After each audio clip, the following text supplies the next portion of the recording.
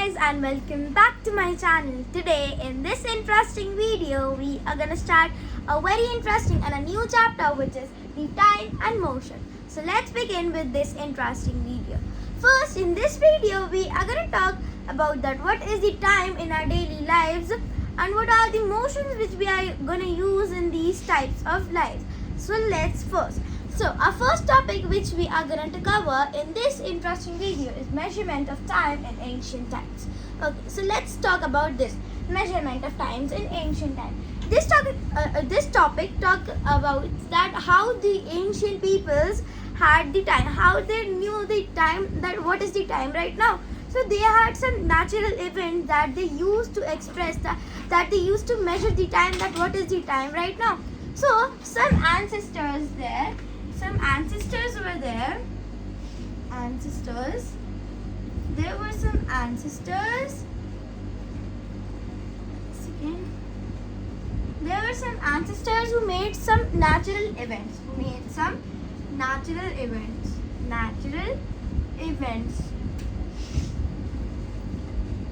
And which tells that what is the time after every regular intervals of time. So there were three natural events which the ancestors made. So let's talk about that. Those three ancestors made natural events. Okay, our first is that the time period between a rising sun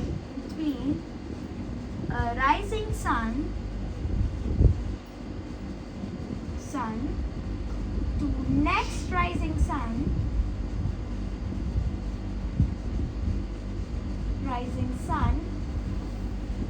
is what? Now what is it? Let's talk about this first one. Okay, the time period between a rising sun to the next rising sun, and that what time period is known as. So see, let's talk about the ancestor. As we know that ancestors made some natural events to understand that which time period is going on. So our first natural event was the time period between a rising sun to the next rising sun is called. Now what is it called? When a sun rises first time and then the second sun rises. So the period like this. Like suppose the sun is rising and again settles down but again rises. So the time period between these two sun rising is known as a day. Is known as a solar day or day. It is known as day. So the time period between two rising sun is known as a day. So how they understand that which day, like it's the second day, it's the third day. So how, like if they want to know that how second day is going on, so four rising sun between two rising sun. So the time period between those two rising sun will be 2 days. Okay. Next. Now let's move on to our second ancestors made natural event was the time period between a rising new moon to the next new moon.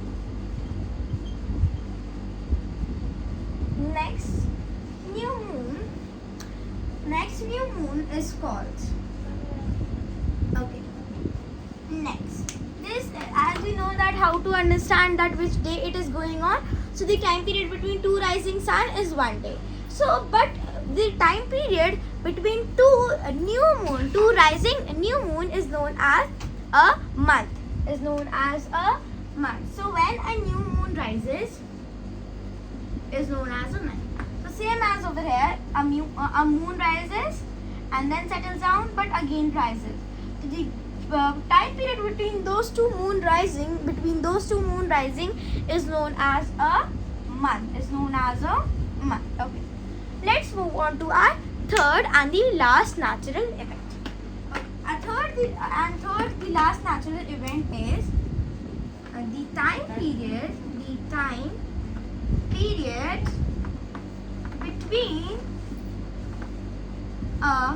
between the distance. Okay, wait a second. Third natural event is the time taken taken by the earth to complete one revolution around the sun. Now what is it called? Okay. Now first was that the day, the time period between two rising sun is known as the day. The time period between two rising new moon is known as the month. But the time period when suppose this is the sun and the earth is over here. So the time period which is taken by the earth to complete one revolution around the sun is, that time period is known as a year. That time period is known as a year. So suppose the earth is in front of the sun. Now the time period which it will take to move around to complete its one revolution around the sun will be 1 year. So these are the three types of new events which were made by the new natural events which were made by the ancestor during those periods. So first was the time period between two rising sun is a day. The time period between two rising new moon is a month. And the time period which is taken by the earth to complete one revolution around the sun, like suppose this is the sun and taking one revolution around the sun, is known as 1 year. Okay, now let's talk about, like, these were the measurement of some days, months or week, more than the times. But if we talk about the measurement of time less than, it's more smaller than days, like this is 8 o'clock, this is 7 o'clock, so how they did understand at those times. Okay, now let's talk about the measurement of time smaller than the days. Now let's talk about measurement of time. See, now if we are going to talk about the days, we talked about days, months and years. Yes, we know that time period between two rising sun is a day. The time period between two new moon rising is a month, and the time period which is taken by the earth to complete one revolution around the sun is known as 1 year. But if we talk about the time which is smaller than the days, now how to understand that what is the time right now? So the ancient people did not have any they had some clocks from which they can understand that these are the time periods right now. This is the time right now. This is the exact time right now. So, but in our daily life, we need some watches. We need some clocks,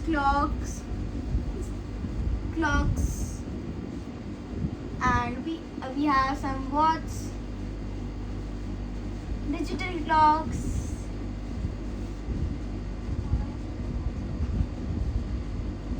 Nowadays, we use these types of clocks to check whether this is the exact time. But in the ancient times, they have some more different types of clocks which were present in one area. For example, let's take the difference between an ancient time clock and a modern time clock. Okay, modern time clock, let's take in clock. Like suppose this is a clock. 12, 6, 9, 3, 1. Okay, so this is a clock and it's being about 4 o'clock. Okay, this is 4 o'clock. But if we talk about the medieval time, the ancient times clocks, for example, we have the ancient time clock is a sundial. We talk about a sundial. There is a sundial in. Okay, so this is a medieval ancient measurement of time which is used to measure time, that which time is right now. So it is just like a clock, but it is present at a floor, and when the light of the sun will fall on it, and whichever sides the needle will fall, at that time the time will be measured. Like this it is same as the clock. It is same as the clock over here. The numbers will be written in the Romans. It is same as the clock, but there is a cardboard needle attached to it. And whenever the sun's light fall on it, and whichever sides that needle that whichever side that needle points would be that time on in those ancient times. So the ancient times had sundial, water clock, and sand clocks also. So these are the clocks which they measure to use at what time it is. Okay, now let's move on to next. And if we talk about the clocks, if we talk about motion in this clock, so one motion is always there in every clock, which is a periodic motion. Periodic motion. And example of this periodic motion, the best example for this periodic motion is a simple pendulum. It is a simple pendulum. Now what is a pendulum? Now let's talk about a pendulum. See, there is a big question mark like how is pendulum works. Let's talk about that how a pendulum works. Okay, now let's talk about a simple pendulum, that how it's work and how it's look like. First, let's draw a diagram to know that what is a simple pendulum. Like whenever we make a pendulum, we take a support where it we will be putting that pendulum where it will be. There would be a strength, there would be a thread over here which will be attached to that support, and then a ball over here which will be attached to that thread. Now this is something like a pendulum works. It goes at this side also, and it goes to every side, so that this is a pendulum works. This side also. Now over here there is a support which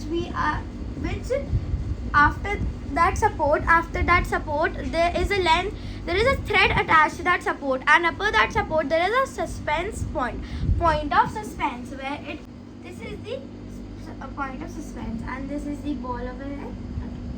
Now let's label the diagram and know that how this pendulum works. As I told you that this is the support in which the pendulum hang and its work. So this is known as a rigid support. It's a strong support, like it could be a steel, it could be an iron, it could be a wood also. Now over here, with every point meeting, and this point is known as the point of suspense. Point of suspense. Now this long length of thread is known as a long thread.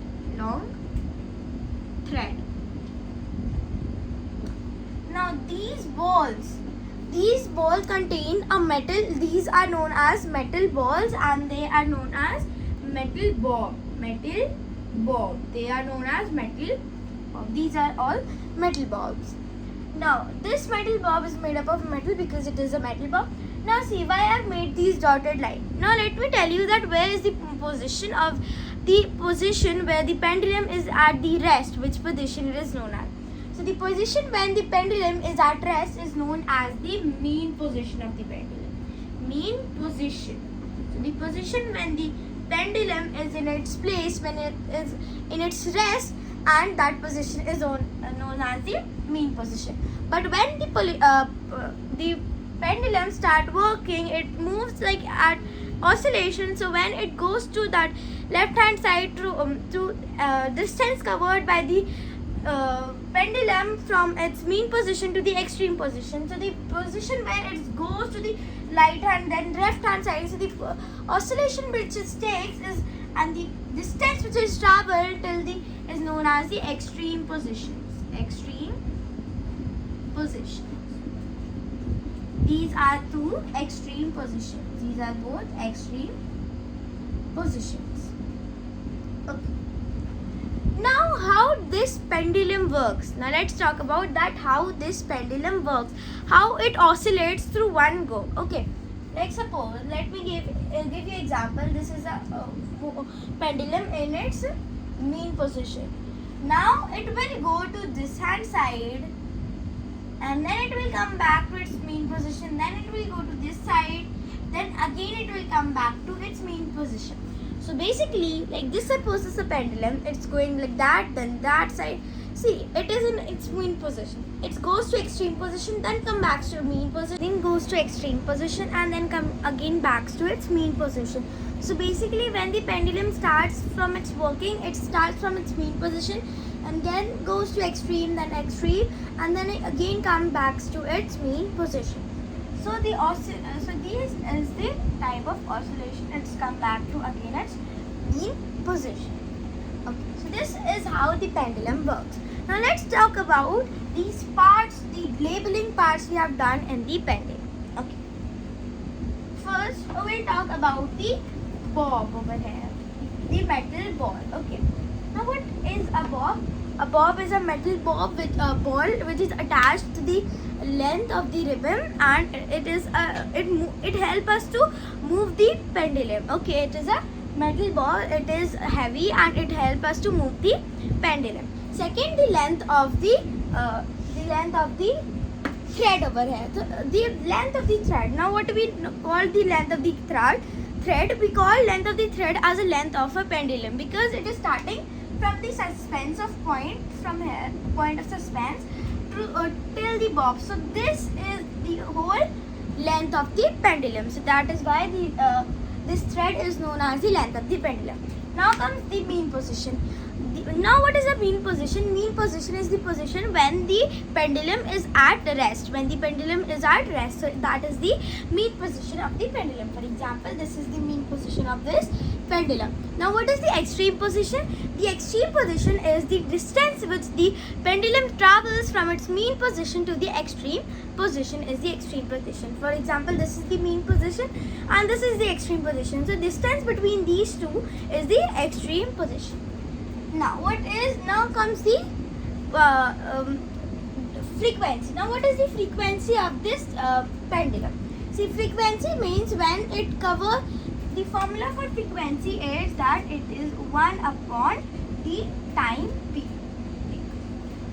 Formula for frequency is equal to 1 upon the time period. Okay, so this is the frequency. Now frequency is total the frequency. After putting the time period, we'll put the time period and then find down the frequency. Now comes the time period. That what is a time period? See, time period is basically when a pendulum completes its one oscillation. So the time taken by that pendulum to complete one oscillation or more than one oscillation, so that is known as time period. For example, so if you have to take out your time period, so what we'll do is basically, like, suppose if a pendulum is taking 60 oscillations in 32, like if a pendulum needs to take 60 oscillations, so how we'll take out the time period? We'll just divide that time period. Okay, now let's come to the frequency is and time period is. So this is how simple pendulum works. It moves on. So this is how a simple pendulum works. This is how the people who were in ancient times used times. So if you like this video, please subscribe, share and like. Bye bye.